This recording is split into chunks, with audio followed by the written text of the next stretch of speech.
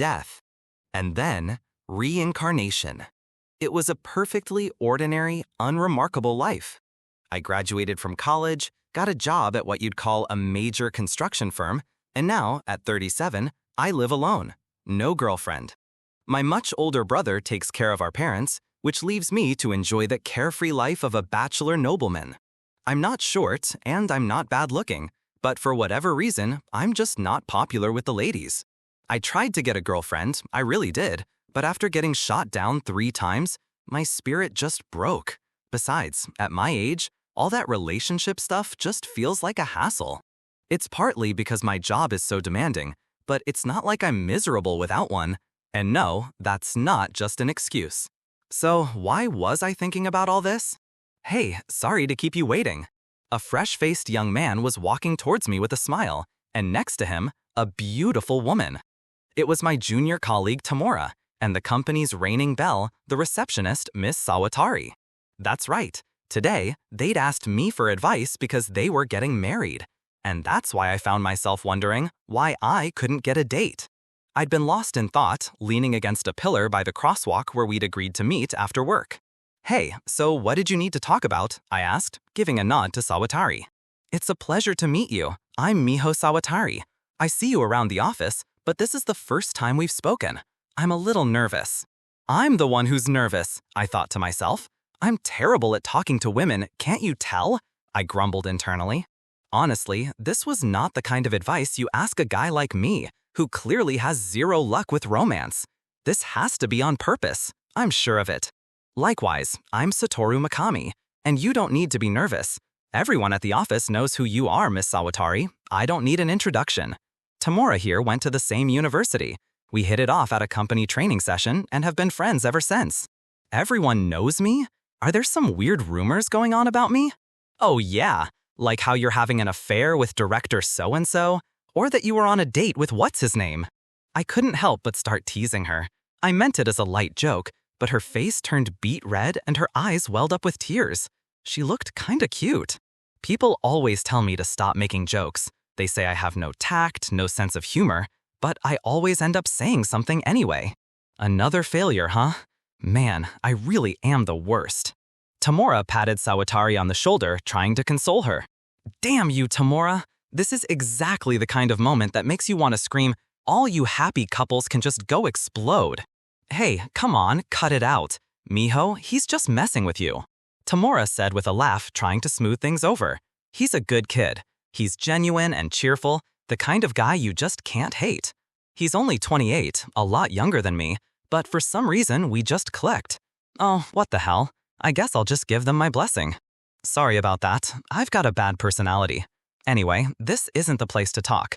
Let's find a spot, grab a bite, and you can tell me everything. There's no point in being jealous. Just as I thought that and said so. Ah! Screams. Chaos. What? What's happening? Get out of my way. I'll kill you. I whipped around at the sound of the voice and saw a man with a knife and a bag running towards us. I hear a scream. The man is getting closer. He has a knife in his hand.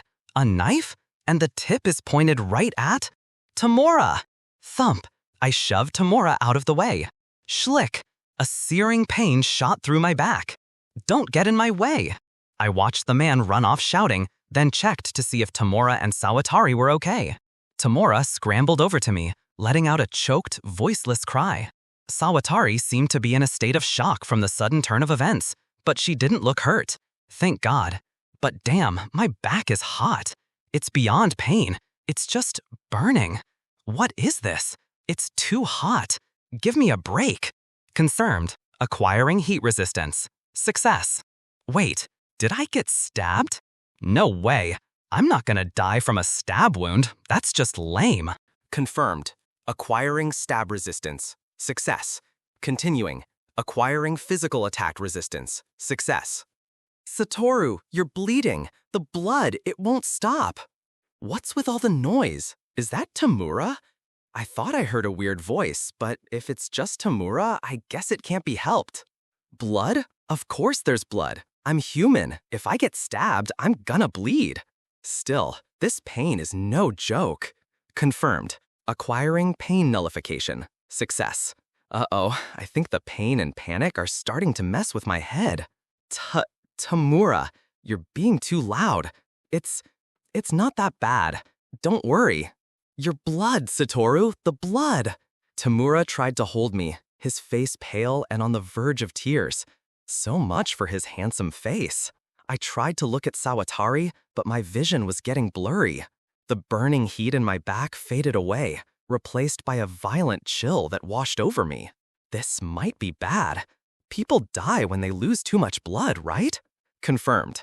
Creating a body that does not require blood. Success. Hey, you, what have you been saying this whole time? I can't quite hear you. I tried to speak, but no words came out. This is bad. I might actually die. The heat and the pain are fading away.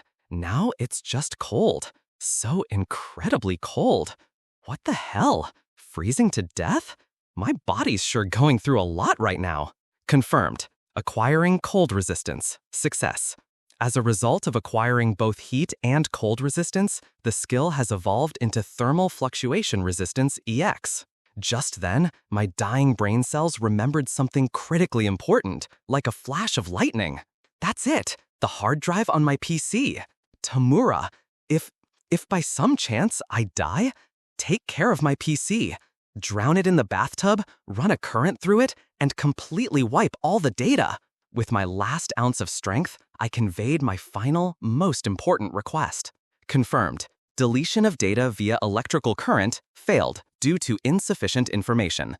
As a substitute measure, acquiring electric current resistance. Success.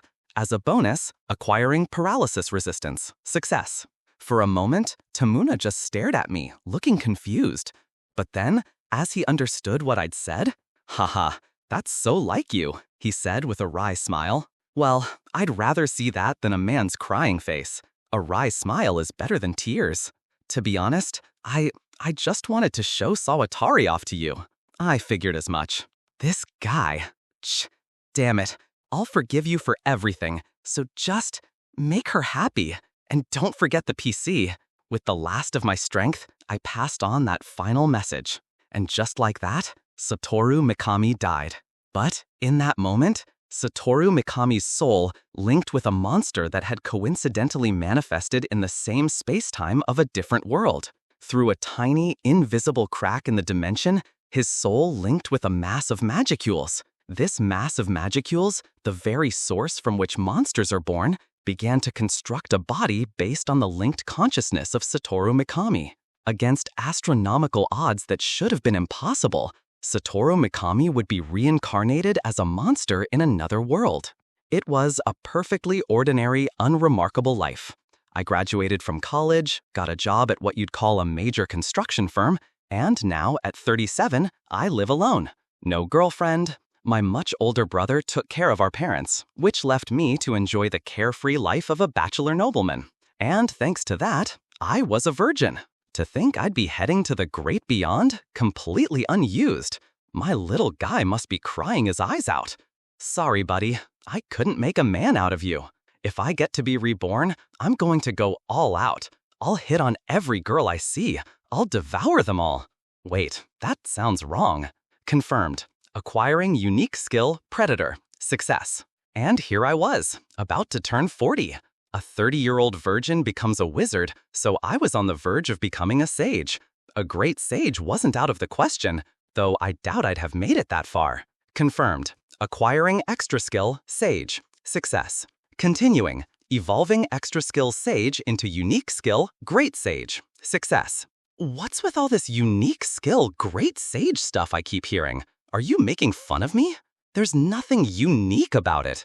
This isn't funny, you know? How rude. As I thought that, I drifted off to sleep. So, this is what it's like to die. It's not as lonely as I thought. Those were Satoru Mikami's last words in this world. Chapter 1. Let's test what I can do. It's dark. Pitch black. I can't see a thing. Where am I? And what happened to me? I remember something about being called a sage, a great sage, like someone was making fun of me. And with that, my consciousness returned. My name is Satoru Mikami, a 37-year-old nice guy. I was on the street, got stabbed protecting my junior colleague from some random attacker. Okay, I remember. It's fine. No need to panic just yet. Besides, the only time a cool guy like me ever panics is, well, that one time I pooped my pants in elementary school. I try to look around and realize I can't open my eyes. This is bad. I try to scratch my head, but my hands don't respond. Actually, where even is my head? I'm confused. Whoa, hold on a second. Just give me a minute to calm down. In times like these, you're supposed to count prime numbers, right? 1, 2, 3, go! No, that's not it. And isn't 1 not even a prime number? No, that doesn't matter either. This is no time for stupid jokes. Isn't this really bad? Wait, what's going on here? Could it be that maybe this is exactly the time I should be panicking? In a panic, I check to see if anything hurts. No pain. I'm comfortable. I don't feel hot or cold. It seems I'm in a rather pleasant space. That reassures me just a little. Next, I check my limbs. Not just my fingertips, but my hands and feet.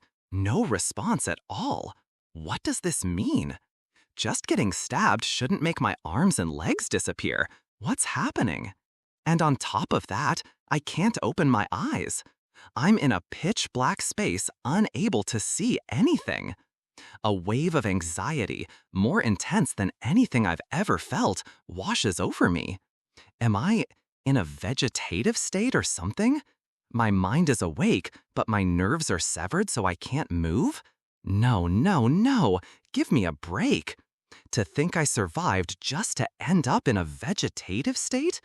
Being a paraplegic would be better than this. Both are terrible, no doubt, but being a vegetable with a conscious mind? That's hell. The worst-case scenario flashes through my mind, and I move past panic straight towards despair. Just think about it. They say people go mad if you lock them in total darkness. That's exactly my situation. And what's more, I can't even kill myself. To just wait here until I go insane? It's impossible not to despair. Just then, rustle. I felt something touch my body. What was that? All of my senses focused on that single sensation. Something like grass was brushing against what felt like the side of my stomach. Focusing on that spot, I could vaguely make out the outline of my body. Occasionally, the tip of a leaf would poke me. I felt a little happy. I was still in complete darkness, but at least I could feel something. My sense of touch was working. Getting curious, I tried to move towards the grass. And slither. I felt my body move. I moved? At that moment, I knew for sure I wasn't in a hospital bed. The surface beneath my stomach? It felt hard and uneven, like rock. I see. I don't get it at all, but it seems I'm not in a hospital. On top of that, I can't see. I can't hear anything either, which probably means my sense of hearing is gone too. I don't know where my head is, but I move towards the grass, focusing on the point of contact. I can't smell anything. My sense of smell is probably gone as well. And what's more, I have no idea what shape my body is. I don't want to admit it, but I have a feeling I'm in the shape of that popular, streamlined, squishy monster that all RPG fans love. The thought has been nagging at the back of my mind for a while now. No, that can't be right. There's no way. For now, I'll put that worry aside. I decide to test the last of the 5 human senses. But I don't know where my mouth is. What should I do? Use unique skill predator. Yes? No? Suddenly, a voice echoed in my mind. Huh? What? What was that? Unique skill predator, you say? And what is this voice? I thought I heard a weird voice while talking with Tamora, but maybe it wasn't just my imagination. Is someone there? but something feels off. It's less like someone is here and more like words are just appearing in my mind. It's an inorganic feeling, like a computerized voice, without any human will behind it. For now, the answer is no. After all, I'm a Japanese man who can say no. I think no in my mind and wait. No response. I waited for a while, but the voice didn't come back. It seems it's not going to ask a second time. Did I make the wrong choice? Is this one of those games where you're stuck if you don't choose yes? I thought it would be like an RPG and keep asking the same question until I picked yes, but I guess not. Just asks a question and then ghosts me. How rude. I was actually a little happy to hear a voice. I felt a little bit of regret. Oh well, can't be helped. Time to try that taste test I was about to do. I move my body towards the grass from before. Checking the sensation where I'm touching it, I press down on top of the grass. I cover the grass, feeling it with my body. Yep, this is definitely grass. As I was examining the grass, the point where it touched my body began to dissolve. I panicked, thinking I was dissolving, but it seems it was only the grass. And then I could feel the dissolved components of the grass being absorbed into my body. So I dissolved and absorbed the grass. In other words, my body can take things in through contact, not with a mouth. By the way, I didn't taste a thing. So that's what this means. It seems I'm no longer human. I'm almost certain of it. Does that mean I really did die when I was stabbed? It's less of a question and more of a certainty at this point. If that's the case, it makes sense that I'm not in a hospital, but in some rocky place with grass. What happened to Tamura and Sawatari? Did my PC get destroyed properly? The questions are endless, but maybe there's no point in worrying about it anymore. I need to think about what to do now. But wait a minute. What am I right now? Come to think of it, based on that feeling from before, once again, I focus my consciousness on my own body. Boing, boing. My body moves rhythmically. In the pitch-black darkness, I took my time to trace the outline of my body. And then, what a transformation! I used to be so handsome and manly, and now I have this streamlined, sophisticated style. Like hell, who are you kidding? I can't accept this. Feeling the outline of my body, no matter how I think about it, it reminds me of that. I mean, come on, right? It's not that I dislike it. Yeah, I can even find it cute sometimes. But if you ask me if I'd want to be one, I'm sure 90% of people would agree with me. But I might just have to accept it. It seems I've been reincarnated as a slime. Munch, munch. Munch, munch, munch. I was eating grass. Why, you ask? It's obvious. Because I'm bored. Quite a few days have passed since I reluctantly accepted that I was a slime. The first thing I worried about was food. I decided to test whether this slime body feels hunger. Just in case, I moved around, exploring my surroundings, and found a place where grass grew in clumps. Actually, it was right next to that first patch of grass. If it came down to it, I could probably eat this grass, and the juice from it could provide water. Since I'm in total darkness and can't see anything, it was lucky that it was so close. Just moving around is a life or death issue.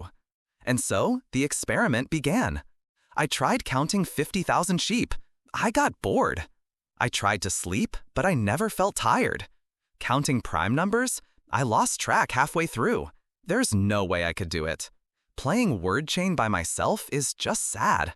What else is there to do to kill time when you're alone? If I had the internet, I'm confident I could kill as much time as I wanted, but there are no portable games, nothing. This was torture. Meditating like a monk is impossible for an amateur like me. Another thing, though I couldn't be sure, it seemed like there were no other living creatures here. I haven't sensed any other beings at all.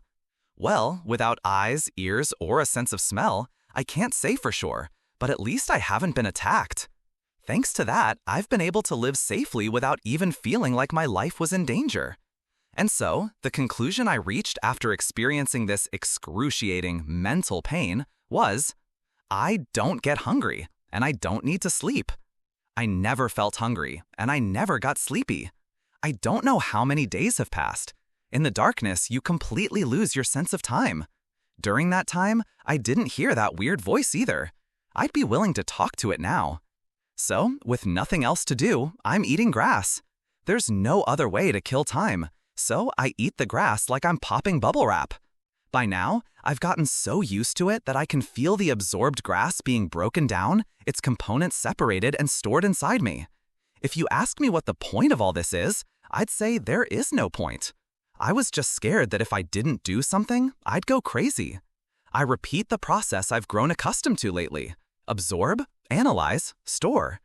There was something strange about this. I wondered about it when I realized I had no appetite, but what about excretion? I don't need to eat, but do I need to, The answer was, no need. I haven't excreted a single time. You could just say it's because I'm a slime, but then where did all this stored stuff go? From what I can feel, it doesn't seem to have changed from its original form. What's going on?